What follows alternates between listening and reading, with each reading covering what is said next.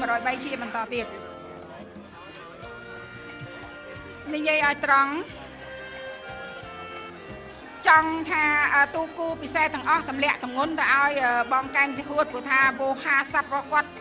ចាល្អតែអត់ទេបងចាំបន្តិចសិនខ្ញុំនិយាយអស់ផែនទី1សិនព្រោះថានៅជក់ចិត្តដិតអារម្មណ៍នៅឡើយជាមួយនឹងគូដ៏ល្អឯកនេះប៉ុន្តែគាត់ថានាងខ្ញុំសូមពិនិត្យឲ្យបានច្បាស់លាស់ហើយទទួលដំណឹងអំពីគណៈកម្មការចេញដំណើរឲ្យបានច្បាស់លាស់ងាយស្រួលក្នុងការធ្វើអត្ថាធិប្បាយទៅឲ្យវាកន្ត្រាក់អារម្មណ៍បើសិនជាមិនជល់ទេមិនដឹងទេហ្នឹងគឺច្បាស់ជាថាទៅមុខទៅមុខទៅក្រោយទៅមុខក្រោយទូកលឿនបែរទៅទូកមិនលឿនទៅវិញ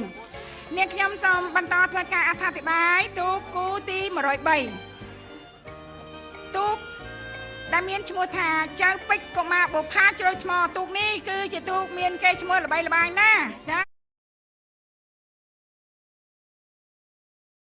កំពុងចាំខ្សែទឹកខាងក្នុងឯកស្ថានពណ៌ខៀវចុងច្បារពណ៌សដែលជាទូកឧបត្ថម្ភដោយឯកឧត្តមចាហ៊ុនណេងអ្នកតំណាងរាជមណ្ឌលខេត្តកំពង់ចាមឯកឧត្តមលោកបានឧបត្ថម្ភទូកនេះជាមួយនឹងខ្សែទឹកខាងក្រៅដែលមានឈ្មោះថាពិសិដ្ឋអំពរវ័នដែលចូលសែនជ័យឧបត្ថម្ភដោយឯកឧត្តមនាយឧត្តមសេនីយ៍ចាហុយពិសិដ្ឋអនុរដ្ឋលេខាធិការក្រសួងការពារជាតិឯកឧត្តមលោកបានឧបត្ថម្ភច្រើនណាស់ចាលោកបានឧបត្ថម្ភទូកជាច្រើនជាពិសេសគឺទូកពិសិដ្ឋអំពរវ័នដែលចូលសែនជ័យនេះតែម្ដងដែលស្ថិតនៅក្នុងវត្តអំពរវ័នខណ្ឌច្បារអំពៅពិភពស្នេហ៍ខ្ញុំពិភពស្នេហ៍ថ្មីខ្សែទឹកខាងក្នុងឯកឧត្តមសម20ទោសជើងទី1នេះចៅពេជ្រកុមារចៅពេជ្រកុមារបុប្ផាជ្រោយថ្មទទួលបានជ័យជំនះក្នុងជើងទី1ចាគឺឈ្នះដាច់តែម្ដង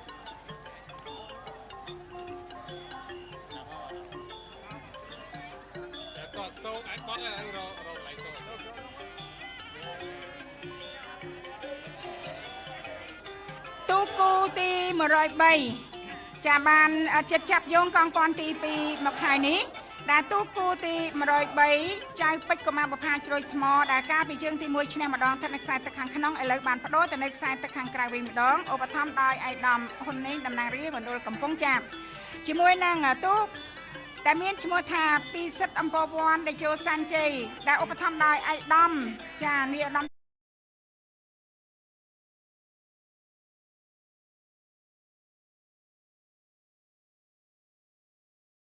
ធម្មចាទូកពិសិដ្ឋអំពរវ័នដែលចូលសាន់ជ័យហើយឯកឧត្តមលោកក៏បានឧបត្ថម្ភទូកជាច្រើនផងដែរសូមអរគុណឯកឧត្តមចាហុយពិសិដ្ឋខ្សែទឹកខាងក្នុងចា